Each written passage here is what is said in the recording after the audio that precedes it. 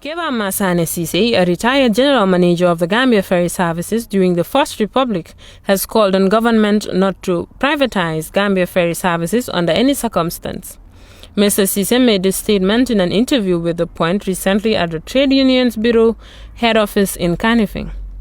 He said a ferry service in any country, especially in the peculiar situation of the Gambia, which is divided into North and South by the River Gambia, is a social function. He described the ferry services in the Gambia as social necessity, saying it ensures the movement of people from one end to the other. He lamented the present poor situation of ferry services, which he said is causing serious inconvenience for passengers, and thus called on the present management to do more in order to alleviate the difficulties that passengers encounter at the ferry crossing points.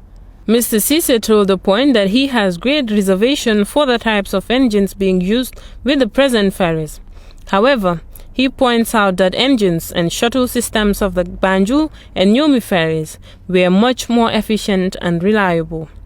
Mr. Sise recalled that during his tenure, he had argued against the World Bank recommendation to privatize the ferries on the grounds of their social functions, and thus privatizing them could constitute a security risk.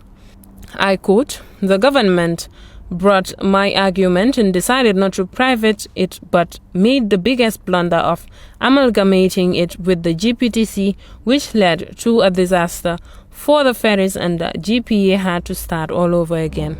Quote ends.